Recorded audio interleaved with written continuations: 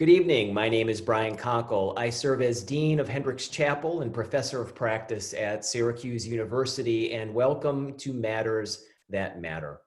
This is an online conversation series where we amplify intentional conversation about religion, spirituality, values, belief, and motivation.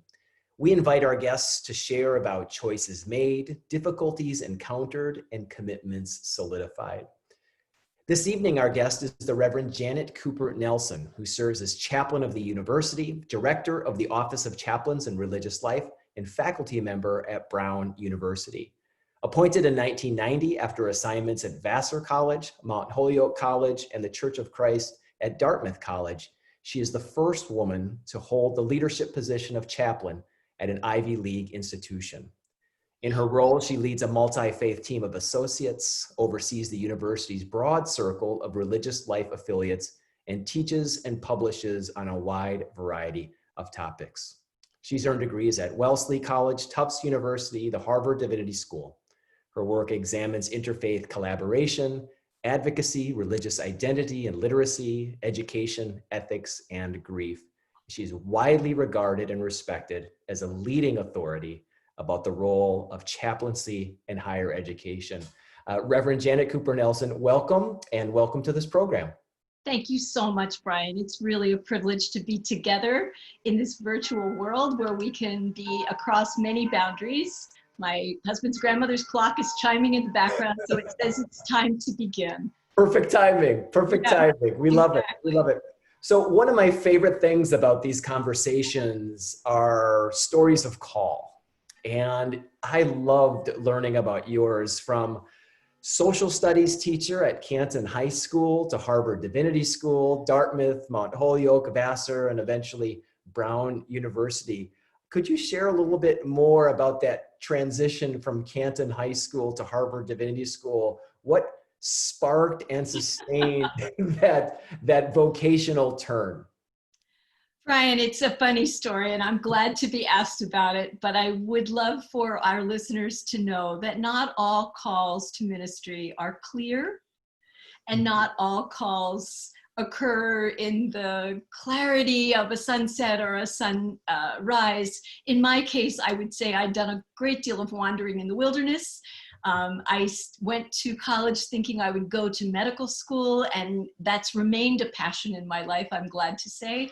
But I studied history, and particularly American studies. I fell in love with poetry and music.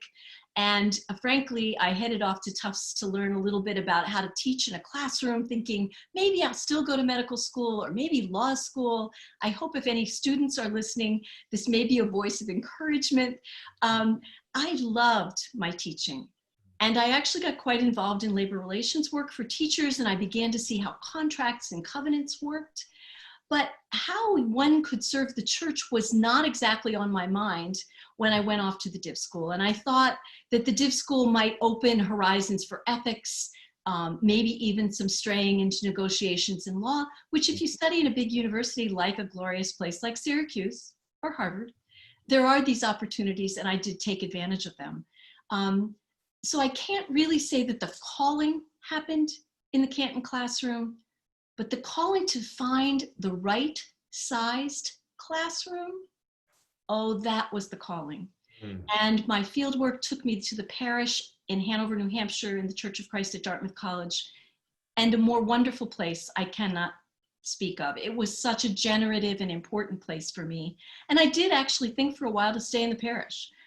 One of the members of the church came to see me. She was a very engaged Mount Holyoke alum, and she's the person who I would say called me from the midst of a call to the work that you and I share, serving university. She said that Mount Holyoke needed a dean of the chapel, and would I consider it? And I went to speak there, and my love of women's communities and my instant connection with those students, and frankly, in almost a greedy way, the way we are privileged in universities to see over students' shoulders to the future, was just awakened beyond even what I could do in the parish. And off I went with a 20-month-old child, and my husband still working at Dartmouth. It was nuts. But a calling isn't a bad way for me to describe what I still hear in the morning when I wake up. So not a once and done thing, but a real calling into higher education to tend to the lives of the spirit and to find for my own spirit a place of nourishment and a calling forward over the time's exigencies. Mm, mm. And what I love about not just your narrative that you're sharing, but in your current role, there's so many different aspects to what you're doing at Brown and beyond. We think about your role as a teacher, as a preacher, as an administrator, as an author, as an activist, and so much more.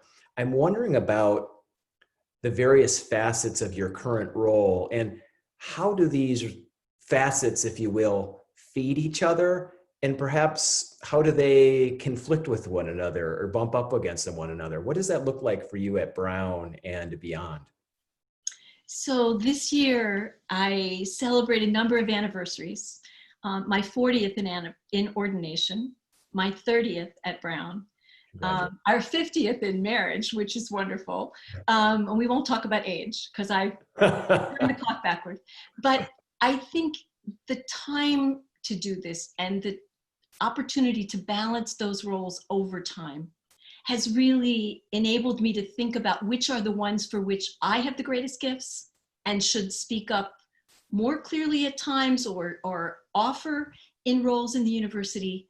But I would tell you that it is precisely the mix of them that the artist in me finds most wonderful.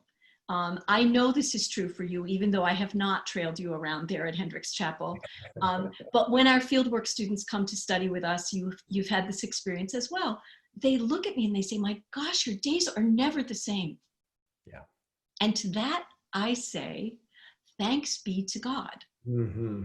When a young colleague says to me, do we really need to worry about those prayers that we give at those stodgy, stupid events that universities keep having? Yes, yes, yes, we do. Because those are the moments when universities state their vision. Those are the moments where it's not my words that need to be the literal equivalent of Brown's aspirations, but what I hope to be able to do is, honestly, if I may, quote from the prophet Isaiah, who absolutely is the source of a calling for me. Isaiah writes, the Lord God has given me the tongue of a teacher, that I may know how to sustain the weary with a word. Morning by morning, God wakens me. God wakens my ear to listen to those who are taught. Those two callings feel to me central to what I'm balancing in that work. Yeah. That my goal is to literally try to lighten the load of the weary, but to learn how to listen with the gift of the teaching I've received, and to teach a young student or a colleague who's finding it difficult how we can listen to a set of events in the world, even a pandemic, for the way it's teaching us. So whether it's the prayers at convocation or the prayers at lessons and carols or all the other lovely events that I know you do there at Hendricks Chapel, but also in an administrative meeting when not so long ago, just a few weeks ago, a colleague of mine said, Janet, this is such a mess. It's so frightening. Can you close us with a benediction? Wow. This is our doc who's amazing. She's in charge of all of our thinking about how best to bring students back to campus and how they can be safe. I adore her, I admit it. I so admire her, but I was so moved by her sense that we must find peace in this and we must entrust to one another really high levels of care and mutual sharing if we're going to actually make it through some of these moments that just feel administrative, because they are really at the heart of whether we can do our work and at the care of our students and in the entrusting that their families do of us when they send their kids off to school. I'm sorry if I refer to students as kids because I've gotten older and they are just dear to me in a way that I find them feeling so much literally like family. Yeah. I've gotten, so I say readily, I love you. I need you to know that my love of you in this university extends to what I'm willing to do in teaching or in advocating for you or in trying to find resources that could make your life or your family's life more possible. So we're doing all those things. And when from time to time the worst happens, The fact that our students resort to us, Yeah. maybe from a distance, maybe just literally returning to campus, is the honor of a lifetime. It's the honor of a calling.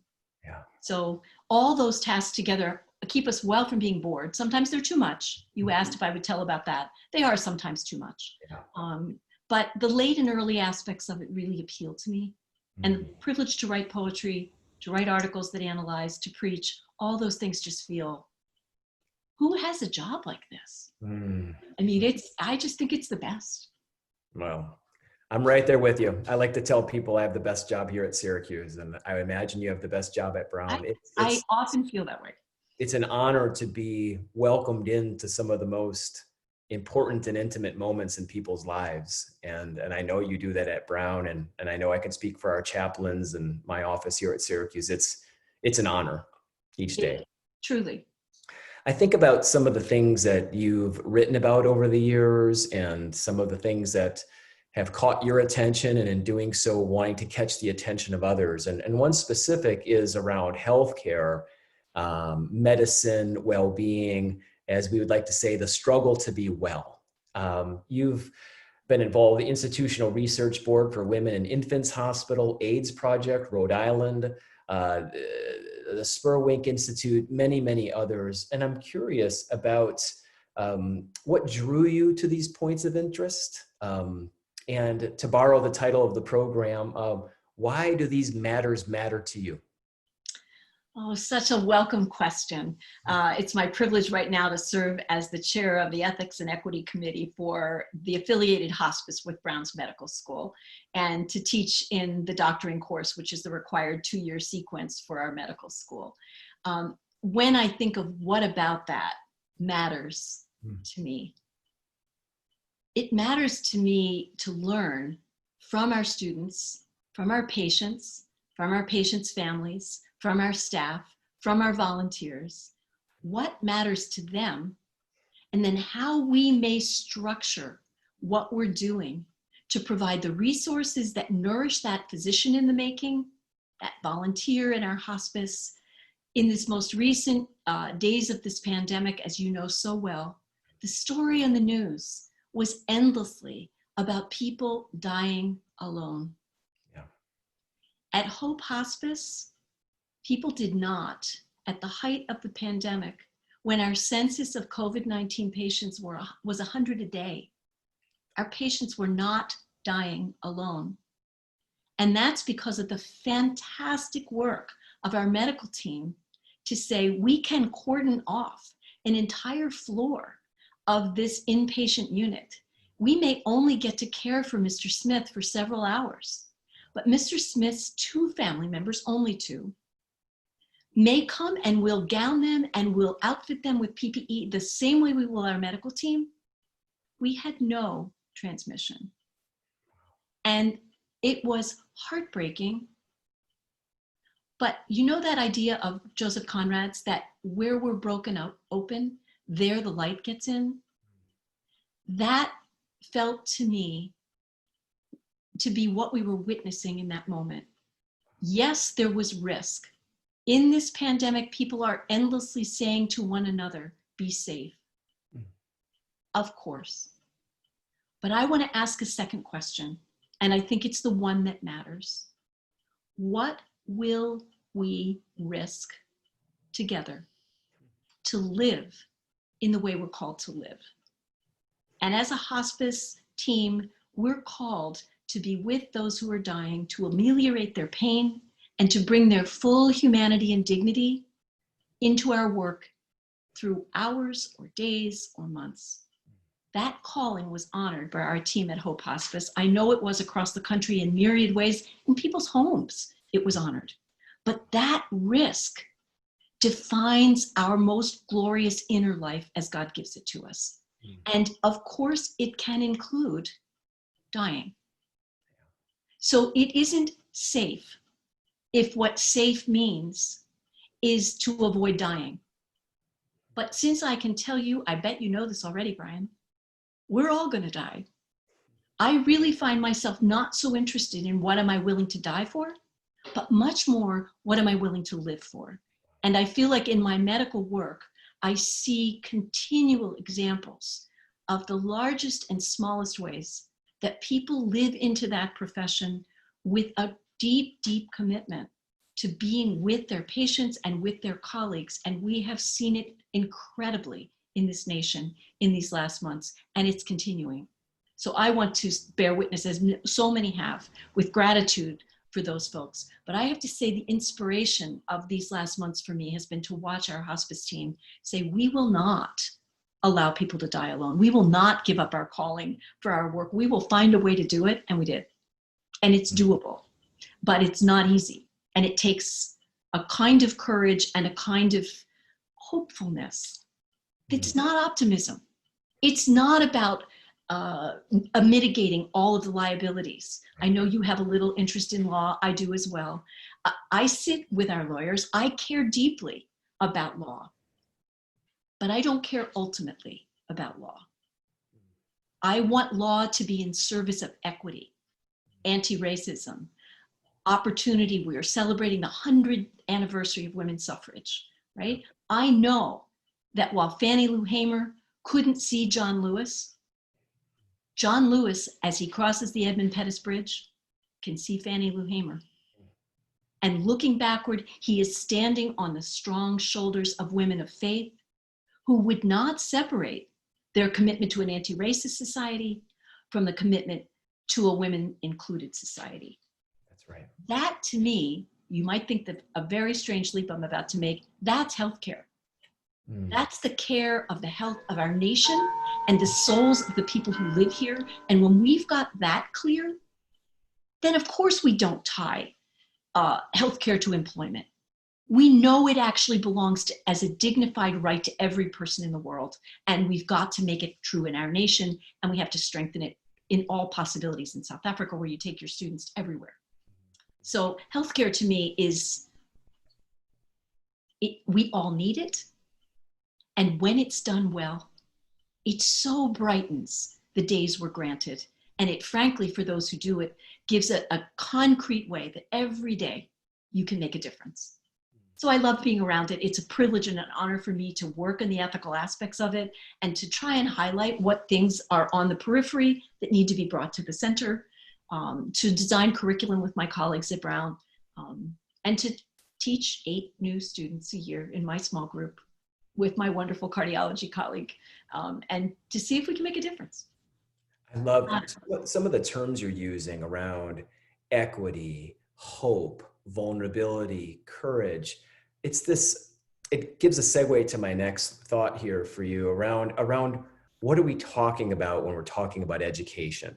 And that oftentimes we try to limit the scope of education to simply the acquisition of information, or we try to limit education to simply career preparation. But what I hear you making reference to is human formation for the sake of community transformation, this sense of holistic higher education. I'm wondering, through your experience in university chaplaincy, healthcare, could you share a little bit more, please, about education of the head and the heart? And what does that holistic sense of education look like for you?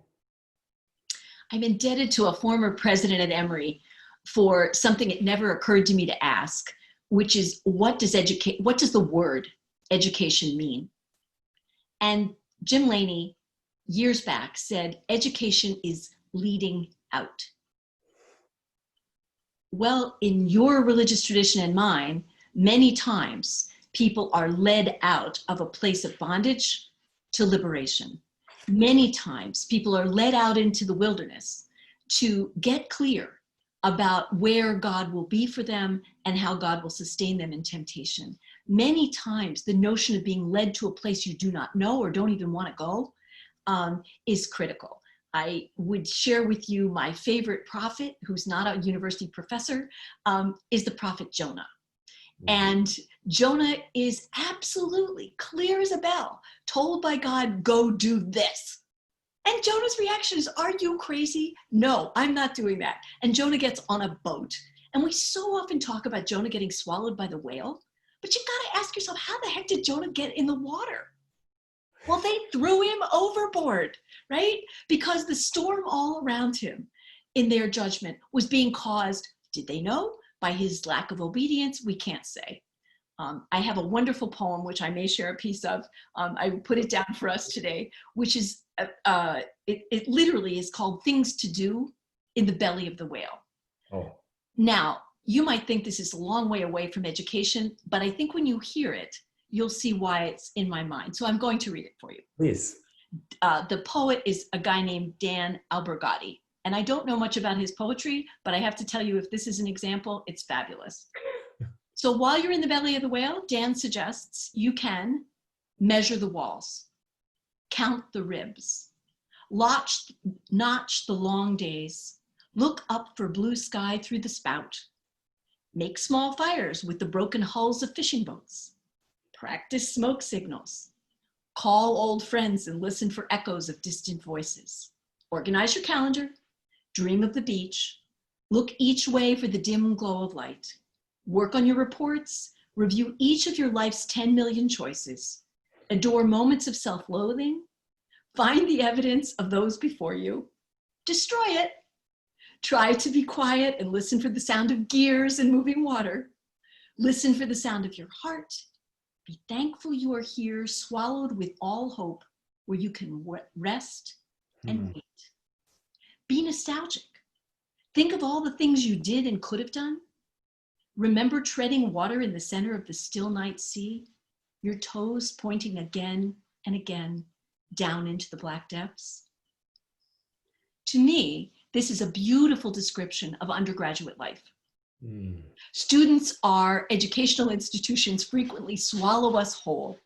They keep us extremely busy, right? We are there maybe because we're resisting where we should be, or maybe with a sense of, okay, I've got to endure this to get to the place I'm going. But that word of Jim Laney's about education being leading out, Jonah is in fact ultimately obedient, goes to Nineveh, and for those of you who love a biblical story, he ends up sitting under a castor oil plant, having talked the people of Nineveh into shaping up, and he's mad because his castor oil plant dies overnight. And then he and God have an amazing conversation where God says to him, what, you're mad because the plant died? I have 120 innocent people in the city of Nineveh, says the Lord. And I love this line, and also much cattle. Shape up, Jonah, right? I feel like if education, while we're swallowed by it, can help us to see the parameters of who and what we might be able to serve, to me, it is a sacred calling. But I work with people for whom that is not their language, and their secular formation of their life I find just as compelling as my own. I see the directions people come to a university to pursue and how long it can take, right, and how discouraging. You do feel at times like somebody threw you overboard and you've just been swallowed up into this stinky place where you're never going to get out. And if you do, God forbid, you'll have to go do a bunch of stuff you don't want to do. The prophet Jonah's teaching, and I know there's contention about whether the book should ever have made it into the canon, but we'll let the rabbis deal with that. I find myself so grateful that it's part of the literature I've learned, because I think many of us are reluctant at first to do what we're called to do. We find the education that it takes to get to the place where we will do it well frustrating and often not affirming. And for those of us who serve in roles like yours and mine, our work is so much about nourishing the spirit of the person, whether it's the young faculty member seeking tenure, the poor president who's trying to figure out how in the world to get through a pandemic with a budget that will ever be healthy again. These are real challenges. The youngest student who's come and who's sure we never knew they were coming and we're not ready for them, and they might be right. Each of these people can become family with you and with me in their days in our universities, and we might just have the honor of being able to keep them afloat by telling poetry while we sit together in the belly of the whale, listening for the gears and watching for the light, and reluctantly sometimes going to do the job we're supposed to do. Yeah. And then, of course, sulking afterward. We're not perfectly formed.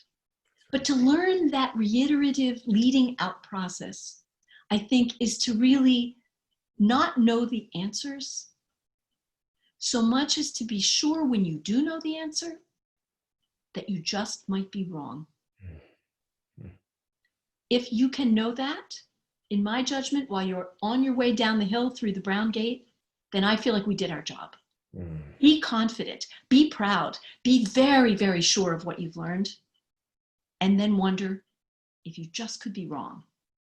That, I think, are the pivot points of a faithful life, and of a life that will be able to use, as Jim suggests, what we can learn in our universities, not as information, it's all out of date. Minutes after we leave, it's out of date. It has to become a habit of the heart, as you say, and then it becomes the guide to the mind, which I hope is a joy. I love things like grammar. I'm really interested in punctuation and oddball words and things that only in universities can I find company for. So in that sense, it's also we're a weird lot, and people who think we don't know anything about reality, they could be a little bit right, but they're a little bit wrong too. I so enjoy this, and I want to make sure that those who are tuning in, whether they've come into the Zoom webinar platform or whether you all are checking us out on Facebook Live, if you have a question for Reverend Cooper Nelson, please type it into the comment section, and a member of the staff here at Hendricks Chapel will make sure that that gets to me, and we'll make sure we get it to our guests. So again, I just want to remind everyone, if you would have a question or a comment, please put it into the Zoom webinar or put it into the Facebook comments, and we'll do our best to get it here. One of the things that we have in common is we both have spent some time working in correctional institutions, working alongside some wonderful people. And when I think about your own experience, and as I've shared with you prior around some of my own experience, I think about some of the lessons, for me anyway, some of the lessons I learned there that I could not have learned otherwise. And I'm wondering, for yourself at the Rhode Island State Adult Correctional Institution and through other experiences, what did those experiences teach you that you perhaps otherwise would not have learned if it were not for having those experiences? I think I'm almost embarrassed to admit that until we decided as a clergy group in the United Church of Christ here that we would take up this invitation from the chaplain at the ACI to start a teaching pod in medium security, it just had never really occurred to me to think very much about what life inside a correctional institution would be like. I definitely, from my Vietnam War years, knew about getting arrested. And I don't say that lightly or too sharply. But that wasn't the idea of encounters with the police, which in these most recent days, Brian, you and I both know, have caused huge questions in our society about whether that role is properly defined and is well executed. I certainly did my fair share of hiding on fire escapes from demonstrations in my college days. There were definitely authorities down there that were ready to take us into custody. And I didn't want that to happen. Our parents had been pretty sharp with us about, stay out of trouble. I grew up in a barely working class community. But that moment of heading into the ACI for the teaching we did for several years there was a moment for me to think, what is this setting like, literally on a day-to-day basis? What do the men who live here experience? And I have to say, when you ask me what I learned, one of the first things I learned that was so daunting and to me would be absolutely so difficult was how boring it was to be there. So one of our early antidotes to this idea, which I hope your listeners will laugh, you're welcome to laugh with me, we decided the thing to do was to go find our academic colleagues who had boxes of books in their basement that no one had ever bought, and see if we could bring them in as the basis for our teaching. So in my case, a colleague at Kent State had written a very good book on the Golden Rule, and he's a philosopher, and it's not a simple book, but it's an accessible book, and everybody knows the Golden Rule, right? We're 6 sessions into Janet's segment on my colleague's book on the Golden Rule, and we're hearing it from different cultural vantages and from different texts. And I posed the question to my class, about 26 guys. What good is the good when it doesn't happen? I had no idea what I was asking. And I really was completely unprepared when I came to class the next week. And with more passion than I have ever heard in any university classroom, I heard people who were serving long terms in medium security tell me about the criticality of the good. Aspirationally, for them as a goal, for themselves, for their failure of it, for their ability to discern it properly and not. I will never forget that class. And my friend's philosophy book, which the guys described as impossible to read and they didn't much like it, and gosh, did they assign stuff like this in university, and oh my goodness, maybe I don't want to go to college. They were the professors. And they were teaching from places where the good had failed them and where they had not been witnesses to the good. They told stories of their time in incarceration that were not good, that should not happen to anyone, imprisoned or otherwise. And they left me with the question of what is my responsibility to be an architect of the good in a setting that I have so little access to and that many people in society have never seen or have had access to. And what does it mean to take a whole segment of our world, your neighbors and mine, and cordon them off in a way that they don't have access? Now, Brian Stevenson has brought this world to light for us because so much of that incarceration turns out to be unjust or so out of proportion with crime. I am a big, big and long-time devotee of Sister Helen Perjan. And we hosted her at Brown early in my time here, and we remain in touch. She has a brand new book out. So from her work on capital punishment, but also to her way of analogizing her life within the church, to those who are within all manner of systems of meaning, where those meanings can become rigidified and inaccessible. In medicine, we ask questions all the time about equity, accessibility to healthcare, equitable healthcare. I think with respect to the ACI, the question of equity is almost not able to be framed because the whole structure of the situation is inequitable and it is almost without review in our society. And I look forward to a day when we incarcerate so many fewer people than we do now, and where we address the deficits that may have come in life that led to the idea that the thing to do was to imprison. And I have to say one more thing in light of my wonderful colleague from Brown Medical School, Christine Montross, who has a brand new book out. But she is looking at the question of how many people in our prisons are there because of mental health. Yeah.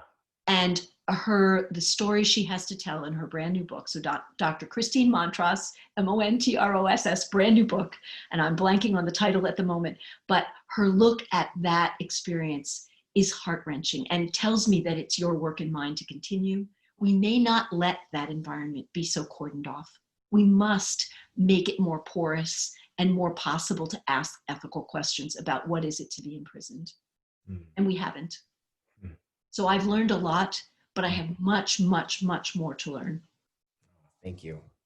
Want to shift topics a little bit. Absolutely. Thinking about when you were hired at Brown University, you were the very first woman to hold the leadership position of chaplain at an Ivy League institution.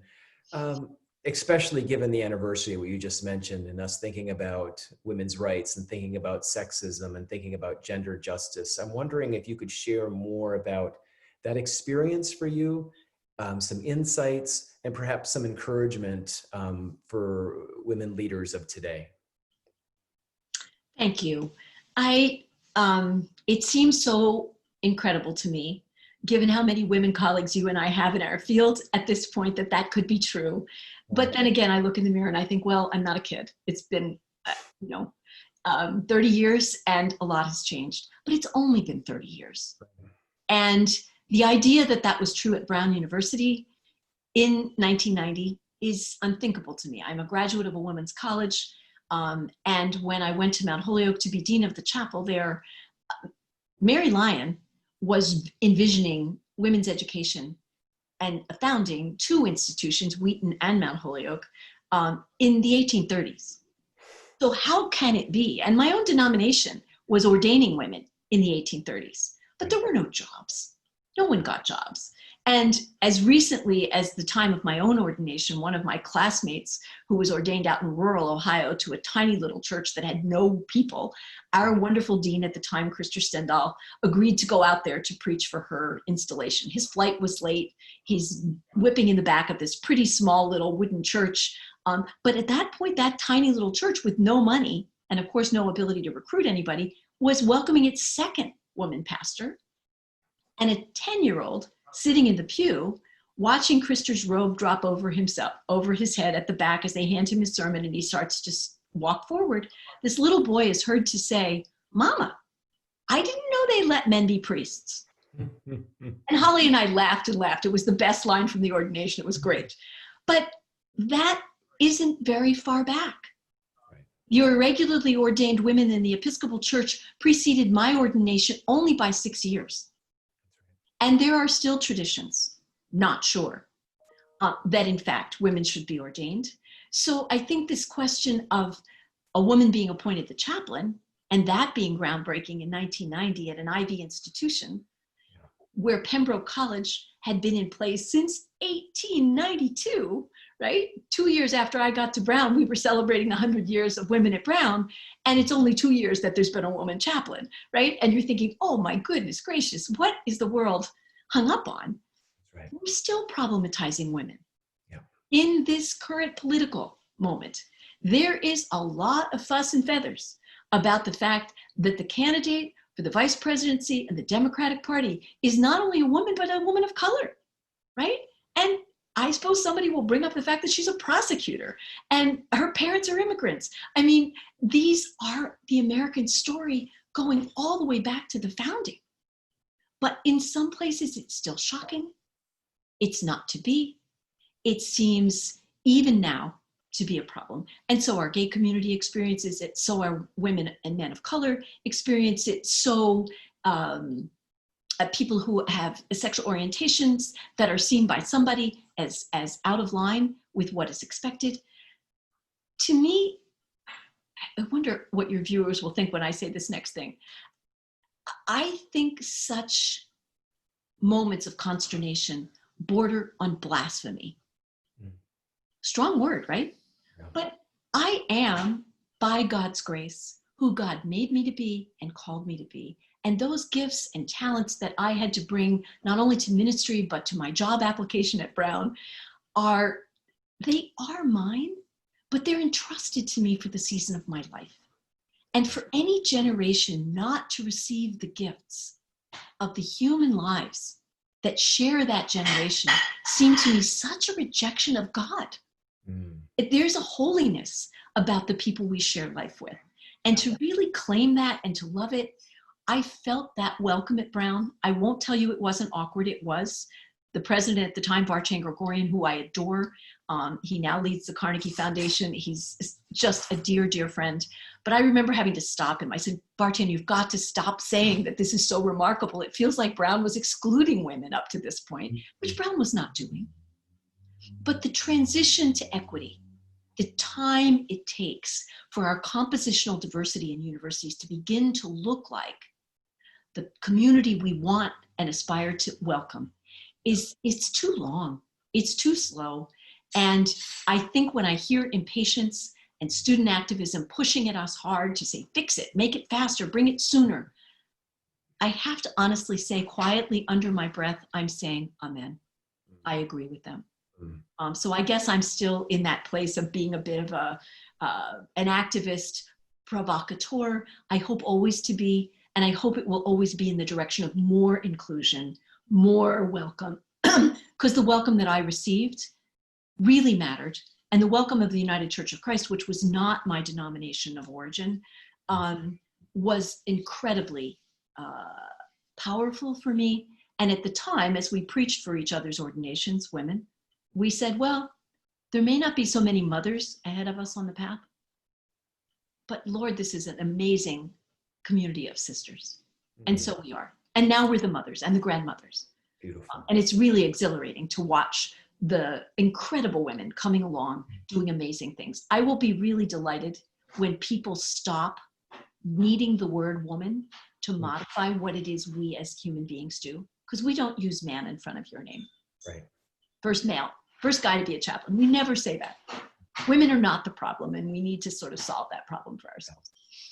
When you're referencing your experience, your work, you talk about, in many ways, being a mentor towards others. And I know I can speak for many of us in our field that you've been a mentor to me and a mentor to so many around the country. And I think about your work in college and university chaplaincy, this intersection of religious, spiritual, secular, moral, ethical life. I'm wondering if you could share a little bit more about looking back, looking within, and looking forward. How do you see the role of chaplaincy in higher education, and perhaps where do you see it going, especially in this time right now where so many are asking these deep questions about life and purpose and meaning, the clarification that's coming in this time of multiple crises? Where do you see the role of chaplaincy heading in these years ahead?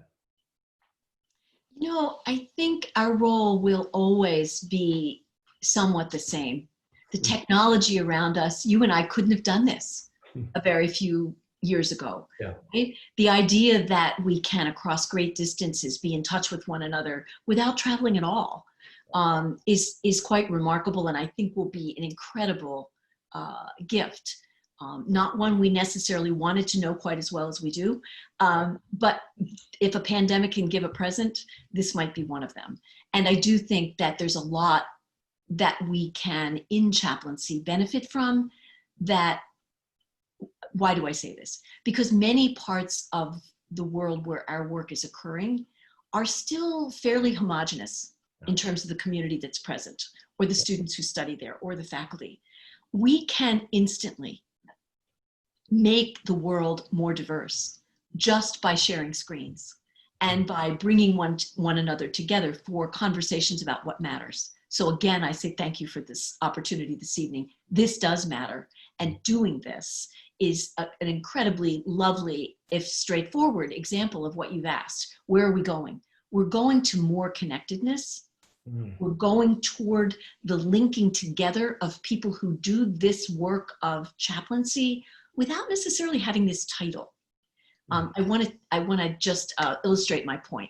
When I got to Brown, Brown has a habit, I bet Syracuse has something like this, but when we graduate, our students, our undergraduates, 2 of them, get to speak to the whole commencement. We don't bring in a highfalutin commencement speaker. Our students are our speakers. Baccalaureate, we bring in somebody fancy. And soon after I got to Brown, a young woman named Suzanne Rivera was one of the student speakers.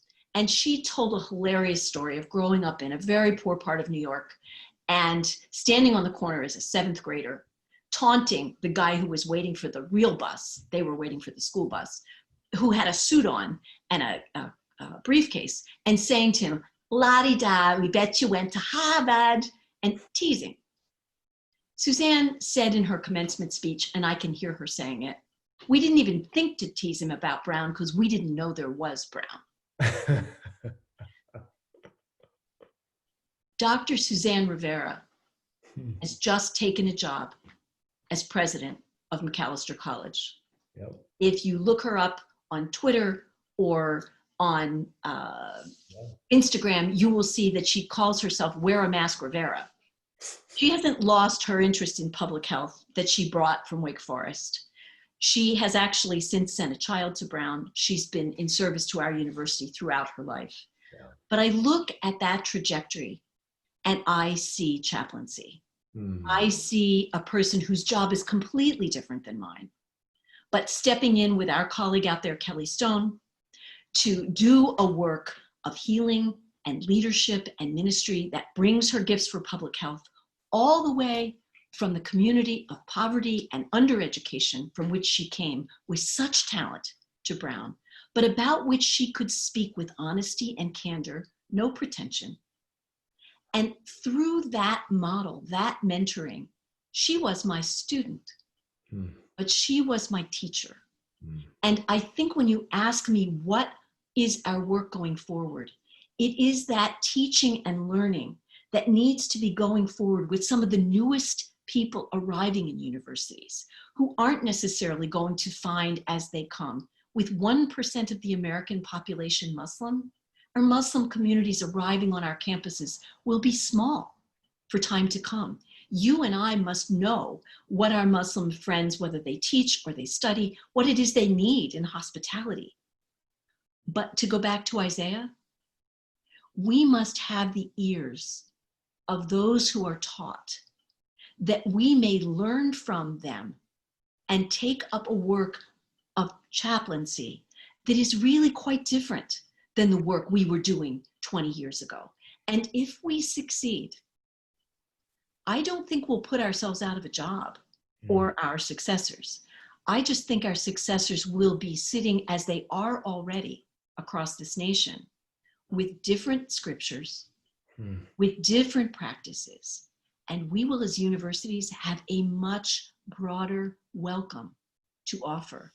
And we will have the thriving of our students, which is always our purpose, much more securely underway faster.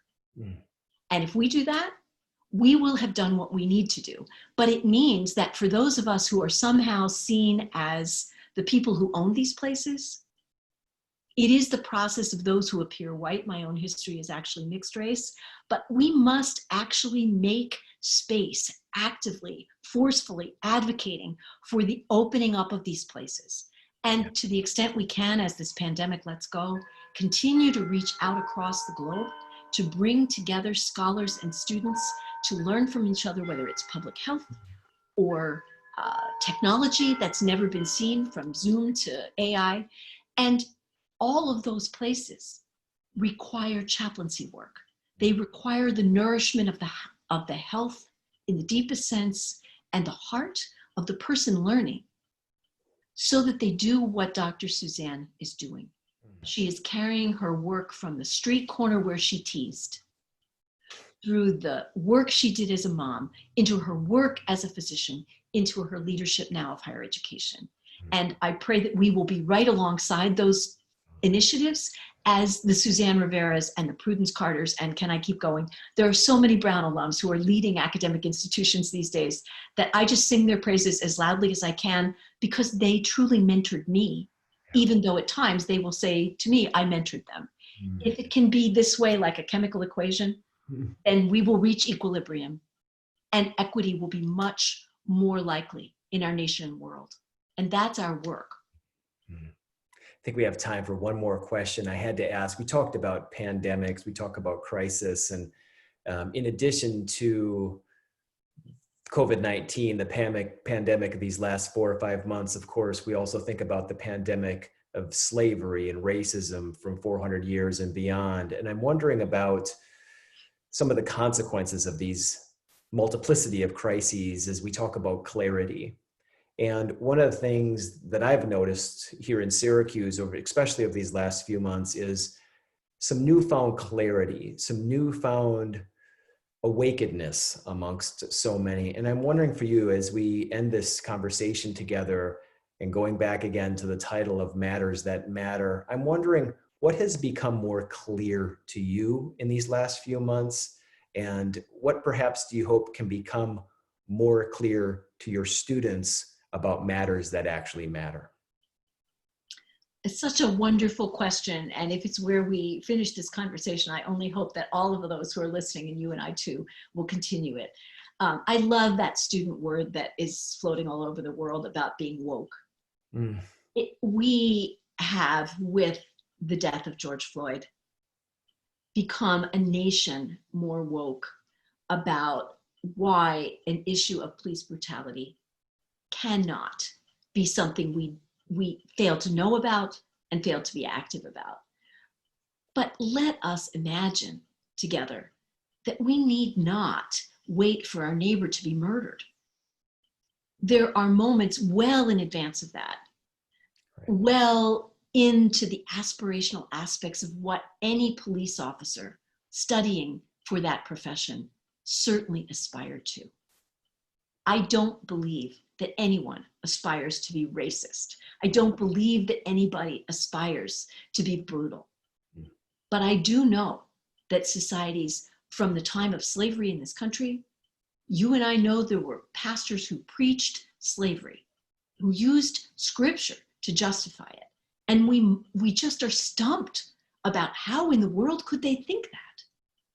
I think the answer is back to what we talked about with incarceration. Yeah.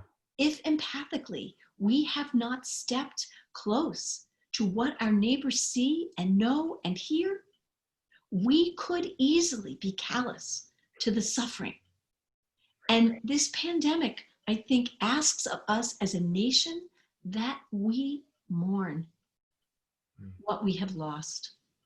We have lost 150,000+ of our neighbors and friends because we didn't think a pandemic could happen to us and we did not prepare for it. I don't think we can build the ark before the flood unless God tells us. But I do think education is that leading out that says, speak to me about what endangers your life. How are you not receiving medical care? Well, I know some of those answers, and so do you. Yeah. And we know them in universities. We know them in our schools of public health. So what matters to me is that the curriculum we address ourselves to as human beings not be some ossified set of syllabi that exist on Zoom platforms, but that syllabi emerge from the living we are doing together and the places where we can see in crisis and in forethought, places where we could be better prepared. There is no better example of this than the environment. And our students are telling us of the urgency of that. And it's right that Greta Thunberg got so much of she's 15. May we listen to the children. In my tradition, Jesus told us that it was from children we would learn. In my case, when I talk of our students as kids, I don't mean that they're children. I mean that they are bringing me a wisdom and an experience that I am deeply grateful to witness over their shoulders, but I am committed to enabling them to be stronger and to gaining strength with them to address those questions, because those are the things that matter. Yeah. Which doesn't mean we can't care about grammar or beautiful old books or wonderful things in museums. It's not either or. But it is precisely because John Lewis knows the name Fannie Lou Hamer, that history, those strong shoulders, ours need to be ready to receive the weight of those coming after us. And they are our students. We are blessed that they are our students. We want to thank you so much for your time. We want to thank our viewers for tuning in. This video will be posted on Facebook. You'll be there for others to enjoy that couldn't be with us here live. So feel free to share it far and wide. Thank you to the staff of Hendricks Chapel and others for helping to produce this broadcast. And of course, Reverend Janet Cooper Nelson, thank you so much. Please give our best to the campus community at Brown and know that you have many, many friends here at Syracuse University. Thank you so much. I look forward to our visits together, Brian. Thank you so much. This was absolutely wonderful. Thank you. Thanks to all. Have an absolutely wonderful night and God bless. God bless.